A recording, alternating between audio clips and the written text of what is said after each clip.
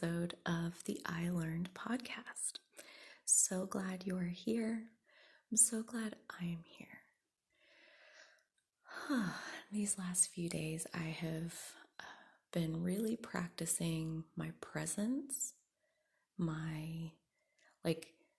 I've started peppering in exercises in silence, which silence is not something I normally gravitate towards. I'm almost always listening to something, some kind of background noise of some sort, to drown out the silence. That was my intention from a very young age.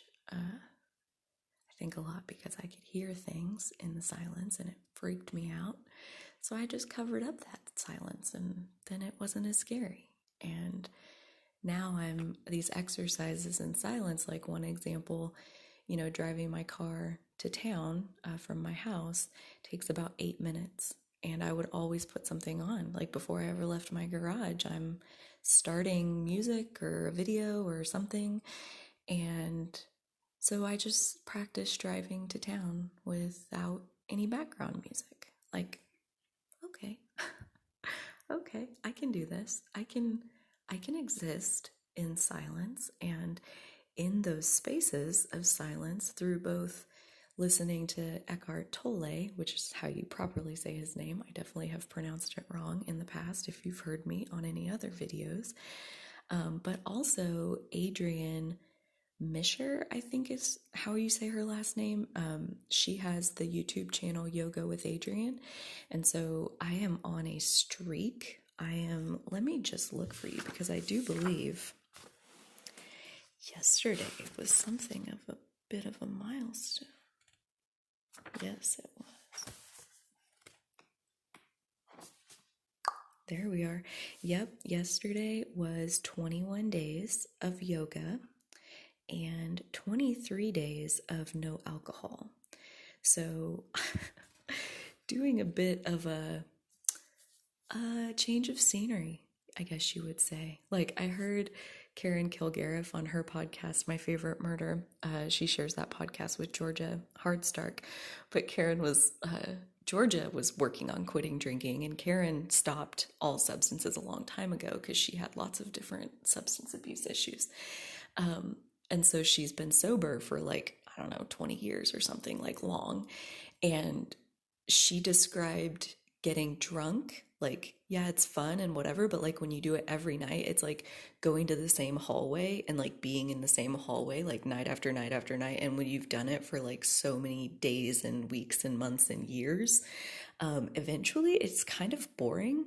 But even then it takes a while to flip out of it and quit going to the hallway, because now that's your normal and that's what you know. And so to decide to stop with the substances, to stop going to this place where you've been going there every day for a long time, yeah, it's a big shift in your whole self. And so, yeah, I mean, to have 23 days of no alcohol, that's basically, I drank every day for the last 3 years. Every evening I would have a few beers. And even saying evening is somewhat generous because I also choose to define time as relative. So evening to me means the end of my day, not necessarily society's definition of evening. So I like saying that in the evening I would have a couple beers because evening for me, if I'm going to bed at 6 o'clock, evening's 2 p.m.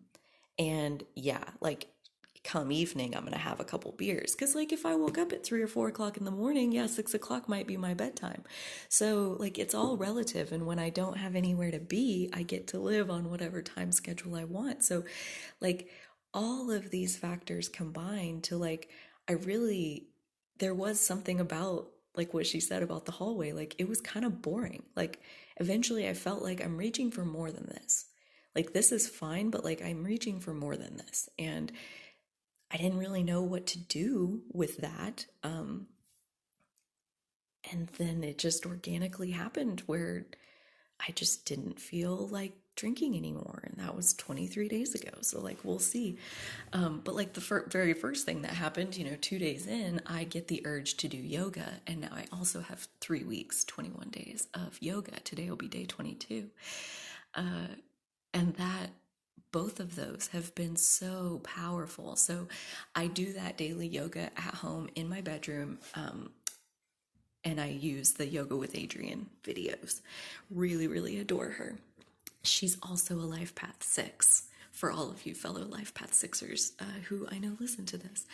So both of them really teach and practice being present to the now moment and practicing that role of the observer and letting whatever is going to come up, let it come up. Whatever is in the moment, let it be, and simply observe it. You don't need to label it. You don't need to put it in a category.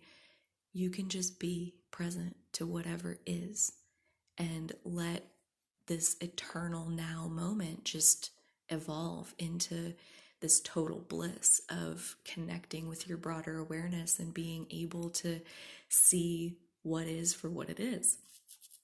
And I lay this fancy foundation because all of this to say, I have spent the last several days as I've practiced patience. What has come to the surface is fear, massive fear. Like, holy shit. Like, I'm shaking just now, even thinking back to like fear. When I really let silence creep in, when I really like let all of the outside world fall away and I only allow my inner world to be what's there, and then I just let whatever is be, what it is fear. And it has been so scary, so scary, as this energy is rising to the surface. And I know that like it's a huge energy presence, this energy being that is rising to the surface of my being. It's life-changing. It's a fork in the road. It's a before and after. It's a complete metamorphosis of who I am. And it's been really interesting because I genuinely believed, I still do, but this is like really getting to walk the walk of my own beliefs, because I believe in the universe. I believe in well-being is dominant. I believe in everything is always working out for me. I believe in following the path of most fun. I believe in allowing myself to feel as good as I can feel in any now moment. I believe in all of these things, and yet I am so afraid by what I see as my next step that I'm wanting to take. Like there's a huge part of me that says this is exactly right, this is what I need to do, and then there is another part that is desperately fearful and clinging to what I would have to give up to make all of this possible. So I want to start by sharing the card that really kicked this off. Because of this card, this tarot card, I felt compelled to call on my soul counsel, which is like, I don't even think I've ever done that before. I've had a soul counsel reading, like channeled by somebody else. I've had a few of those actually. But I've never like tried to connect with them on purpose all by myself. And I first had the idea to like call that person and have her channel something for me, but she's going to charge me. And something came over me and said, no, you can do it. You have what it takes. Just quiet yourself and lean into it and ask your questions and open your mind like you do and receive your answers. And so that's what I did. I did a journaling thing where I was like, here, if I had Lori, who is the person who channels soul counsels, if I had Lori in front of me right now, what would I ask her? And the very first question that came to mind was, explain this tarot card. And my thinking mind tried to talk me out of that. Like, Lori doesn't know tarot. Lori is not a tarot practitioner. She doesn't know that language, so to speak. So you can't ask her that. And then this other knowing came over me and was like, you're in your journal right now. You can ask whatever you want, and you're the one opening up to infinite intelligence, and you know tarot, so maybe they can communicate with you through that language, to further explain what is with this tarot card that I have drawn like 30 times in the last week. Like, back to back times, multiple times a day, every day, drawing this one card. There's 78 cards in a tarot deck, and this one card. I'm looking for it, which I guess I don't need to. I just need the book. But I guess I needed to say all of that. So it's the Two of Wands, and the the picture you can see on my Instagram at Owning Authenticity. The picture is of a girl, and she's sitting inside looking out of a window, and she's got a wand leaning up in the corner, and then she's got a different wand that she's holding. And next to her on the floor, as she looks out, is a globe, a map, and a bus, like a little VW wagon bus. That's, I think, painted red in the picture. I can't tell because this version in the book is black and white, but it also has like a surfboard leaning up against it. And she's got this bus, and she's got this globe and this map and this desire, this longing on her face. And I mean, this could be me. This could be me sitting inside my office. And the literal translation is bus life. So, like, living on a bus, being a digital nomad, and living on the road and working from wherever I land at any given time, and traveling around, and all of these things, and building a bus to live on, to go do this life, having a bus life. This is something that I pitched to Dolly a couple months ago. We've talked about it before, but I like really brought it up seriously a couple months ago. And then, other things come up and whatever, and it just didn't really go anywhere at the time. And then about a week and a half ago, I started drawing the Two of Wands over and over and over. And so I'm going to share with you this card. The keywords are planning your future, making progress, activation, possibilities, the choice between your comfort zone and new adventures. You need to make a choice to really do that thing you want to do or not. You can dream it and envision it, or you can begin to live it. Planning and imagining can have us feeling like the observers of a dream, and our action is the only way to bring that dream to life. It's time to choose between the wand that's cozily rooted in the place you already know, or the one that leans into exciting new possibilities. Take a deep breath, because self-initiated change can be scary. The only way to take strides toward your goal is to make your move. Learn that thing, call that contact, make that decision. Non-action won't get you there, and will likely have you feeling the angst of dreaming the dream instead of walking the talk. Use the fire energy of the wands to initiate your shift. And the affirmation: the world is filled with opportunities for adventure, and I welcome them into my life with planned action. So, I've been drawing this card over and over and over again, and it literally says, like, are you going to stay in your comfort zone, or are you going to lean into the dream that you know you have? Because, pitching Bus Life to Dolly a couple months ago, that was really just like the next level of excitement with like bringing that dream to life, because that had already been a vision of mine for years. For years, I have dreamed of being the type of entrepreneur that can make my money from anywhere, either because I work digitally, like online, or because all of my streams of income are passive. That is really the goal. But yeah, that I can just be physically anywhere I choose at any time. I can move about completely freely. And now that I have, within the last couple of weeks, manifested that I no longer have hours where I'm responsible to be physically at Cecil K's, at the grocery store that's here in my hometown. So now, 7 days a week, 365, I'm free to be wherever I choose to be. And I don't think it's a coincidence. I don't think it's by chance that all of this is unfolding at the same time, that like here I am free 7 days a week and processing through that freedom. Um, at the same time, like I'm giving up alcohol and I'm taking up yoga and I'm connecting inwardly into my inner stillness. And then all of a sudden, I'm ready to hear Eckhart Tolle as he talks about presence and stillness.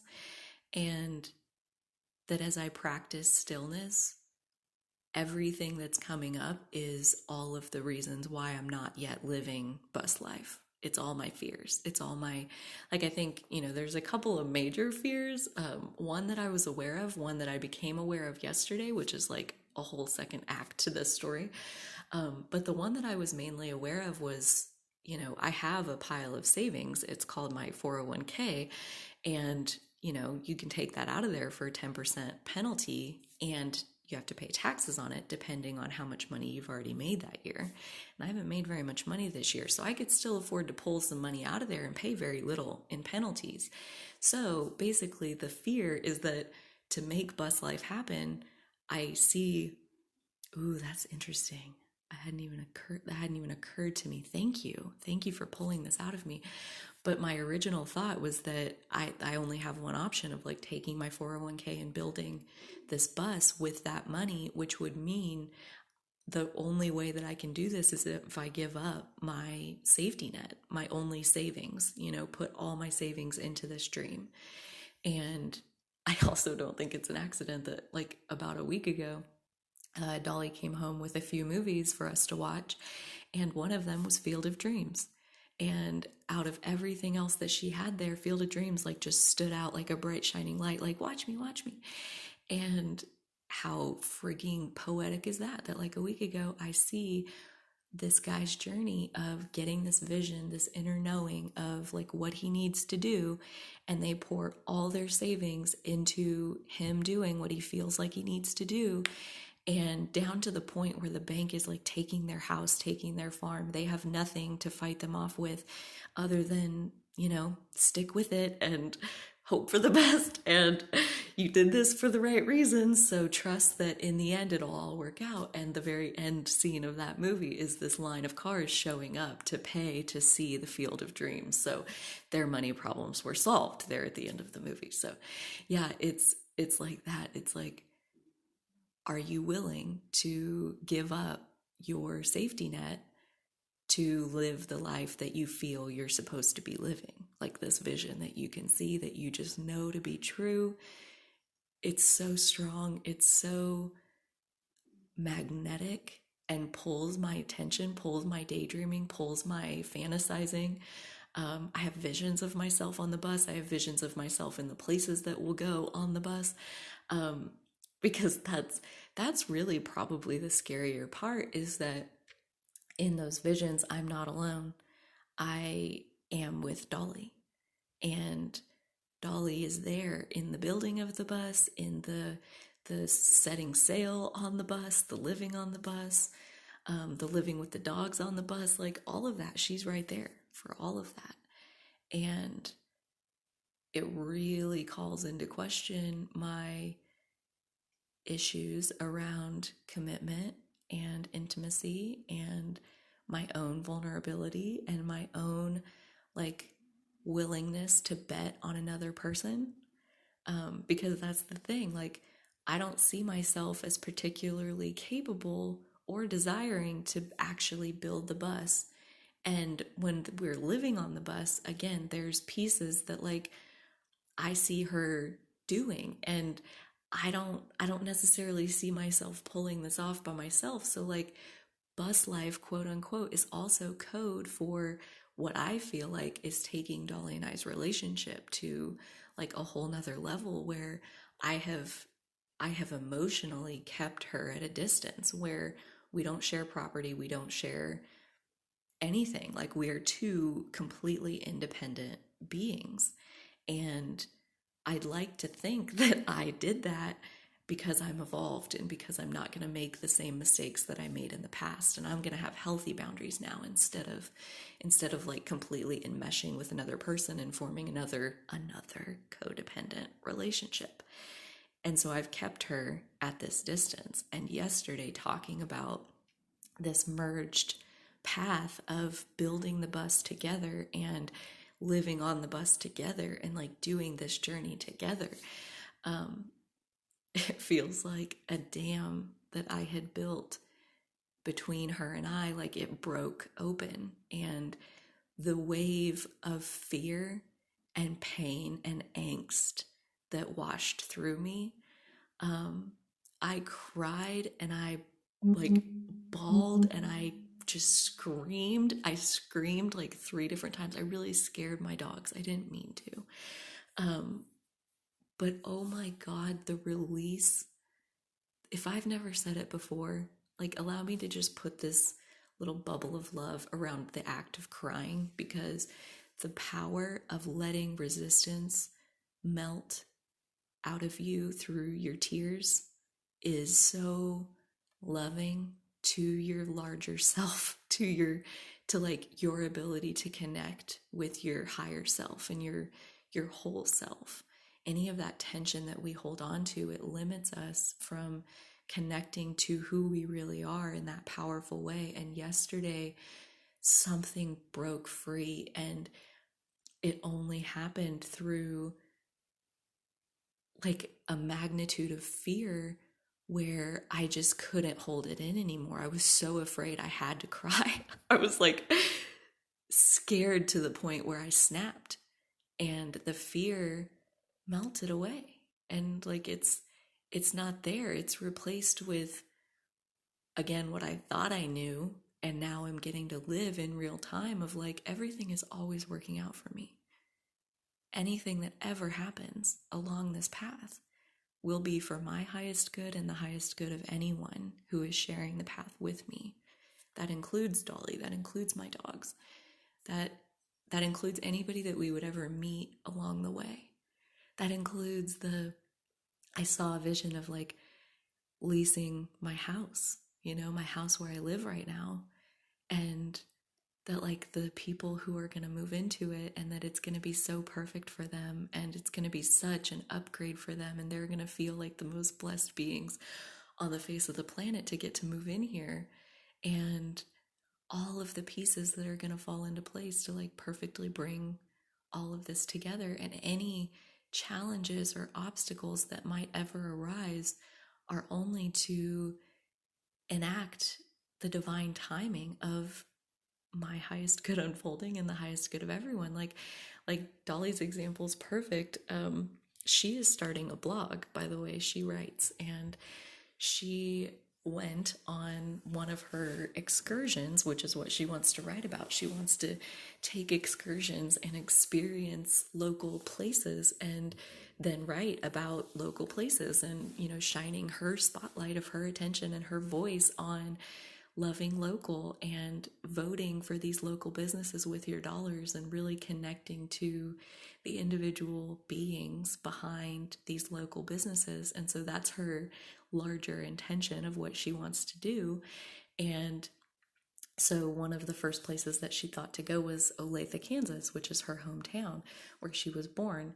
And she moved away from there, I think, when she was like 15 or 16. And so she got the idea to go back and explore Olathe and let that be a trip down memory lane. Let it be getting familiar with what the town has become since she left, and exploring the expansions that have happened.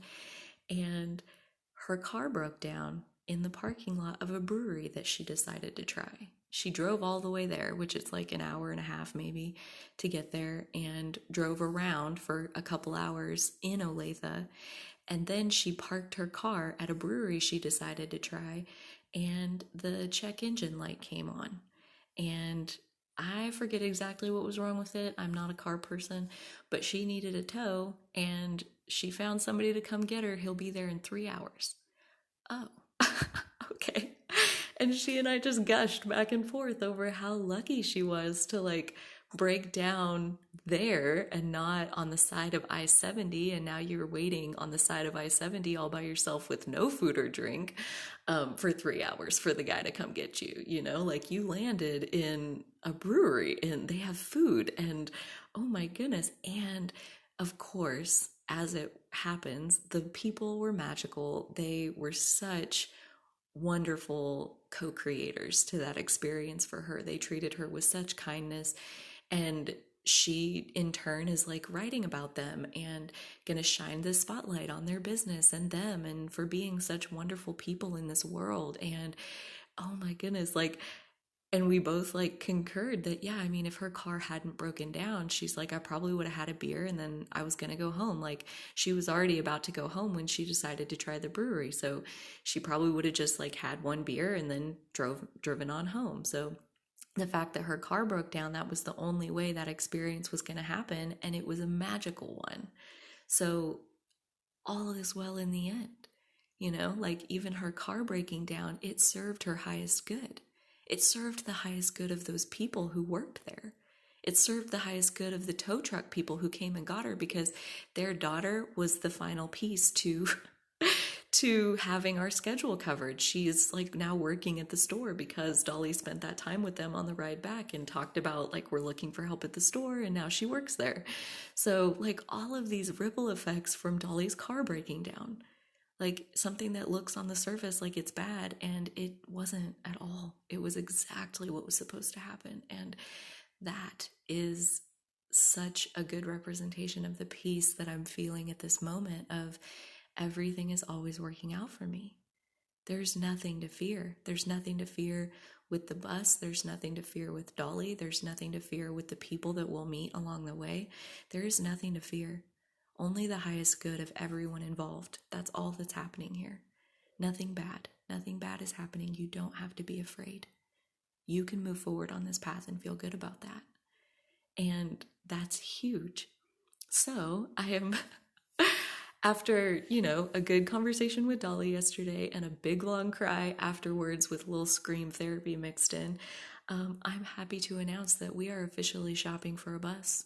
We are on the hunt for a bus. We are going to call around to some school districts and see if we can get a good lead on a nice, well-maintained bus that would serve our purposes and will be a good fit and a good price and a good situation for the school district. Like that ripple effect really gets me going too, because I think about, you know, right now with all the COVID everything, budgets are rising and there's not always the money and the funding that you need to support the increased budget that you need to spend to like make things work. So, you know, I thought about like, oh, how cool would that be if maybe they didn't even know that they wanted to sell a bus, but when I offer that I'm wanting to buy one, maybe they look at their fleet of buses and decide, hey, we don't really need this backup bus.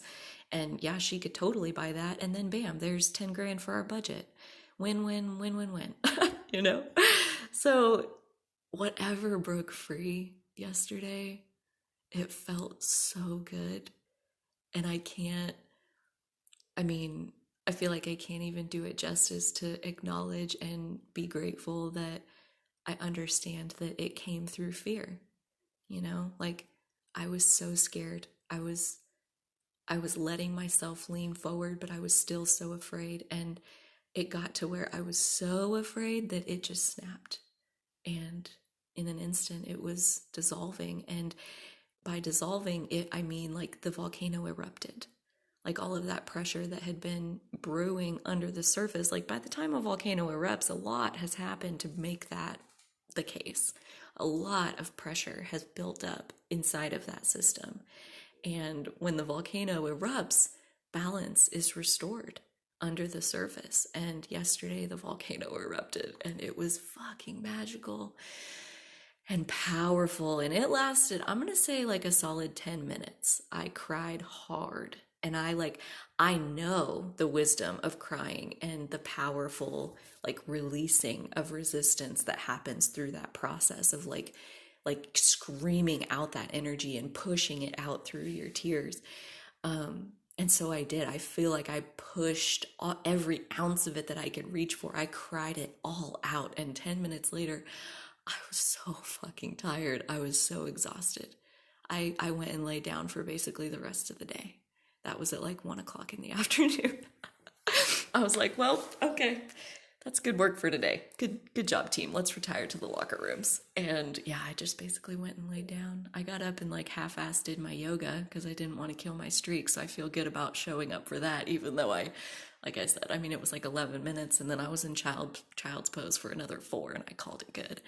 So, keeping those streaks, it's a lot about being easy on yourself and like acknowledging that showing up is the hardest part. Showing up for yourself, keeping your promise to yourself, that's the hardest part. So if you've done that part, let the rest of it look like whatever it's going to look like and move on with your day. And that's where I am again today, is realizing my energy still feels so low. Like I am the volcano that erupted. Like right after it erupts, there's nothing in there, you know? And then give it a little time and a little energy starts to build up in there, and then a little more, and then a little more, and then a little more. And I'm hoping to like never erupt again, but that seems unrealistic. And at the same time, it was so satisfying. It was so, like eating when you're hungry and you feel full afterwards, or when you're horny and you have an orgasm and you feel relieved afterwards. Like now I can just go to sleep like a little baby. It was like that. It was like this needed to happen, and this dam has been built up, and the power behind the dam, I've been aware of it, but I just like didn't have what I needed to let that go. And I realize now, because I was still so much numbing what was going on inside of me. And I'm realizing like giving up alcohol, having 23 days without it, what it's doing is letting me see all of the ways that I do numb myself. Like my binge eating, I don't think I realized how big of a problem that was. Or how, maybe not a problem, but how big of a coping mechanism it is for me. And what was the other one? Oh, just like never being in silence, like constantly having something going. So like my drive to town, that's one where I'm practicing. Also in my shower, because showering is such a tactile experience. There should be plenty to focus on that I don't need something else also to listen to. But I've showered with something playing my whole entire life, again, because I do not like the silence. I can hear things and it freaks me out. But that's another place where I am practicing not having something playing. And those little bits of adding in silence, I think I'm removing more and more and more of my numbing coping mechanisms. And the real deal is able to peek its head out. And that's where I'm saying, like, I don't think I realized like how much fear I was really holding on to until yesterday, when it was erupting out of my eyeballs and my screams and all of that. So yeah, it's all such an interesting process. Like for the better majority, I'm going to say last 90% of my crying, it wasn't in, like I wasn't stuck inside the pain of what I was feeling. I was releasing myself of it, because I understand that crying is melting resistance. And while I had it going, I was going to like make it count for all it was worth. I was going to push out every stale, stagnant, sour piece of energy I could reach for. And so 90% of my time crying was like me doing it on purpose to release this stuff. And so, yeah, like when life gives you lemons, you make lemonade. And that's exactly like the piece that's washed over me, since releasing all of that pent up energy yesterday, is everything is always working out. There is nothing to fear, because even obstacles are blessings waiting to unfold. Those challenges that pull something out of you that you didn't know was in there. And to be grateful for anything that shows up in our now moment. It feels so good to rest here in this now moment. I haven't shared these last few days because, like I said, it's been mostly just an awareness of fear. building up to yesterday's moment of eruption. And if I can leave you with anything, I think it would be to, like, don't worry so much about the eruptions. They may not be pretty, go put yourself in a room by yourself. Go get somewhere where nobody's going to hear you have your eruption, and then just let it happen. Let it happen and make the most of it while it's there. Embrace it for what it is, a melting of the resistance, a permanent release of resistance that you may have been carrying your whole life, maybe even lifetimes. Milk the release for all it's worth. When it comes, allow it to happen. So, I think I'm a lot also, just like a time capsule for myself, a lot recording that so that someday, hopefully, I can go back and listen to that the next time I feel in a moment where fear is driving my bus. It doesn't feel good for fear to drive my bus. It doesn't feel good for worry to take over and to think that I'm going to be left without nothing and no one and no resources and completely just destitute, that doesn't feel good. And the reason is because my inner being knows how ridiculous it is, knows that the universe is never going to let that happen to me. I've taken leaps of faith before, and the universe caught me every single time. And I can rely on that faith again, and I can leap again. And so I am. So that's where I'm at for this moment, the journey to actually setting sail, living on a bus with Dolly and my dogs, like that all is yet to unfold. But my willingness to step onto the path, that was the first step, and it has been taken. So we're now unfolding. So until next time, when I share the next chapter, you take really good care of yourself, and so will I.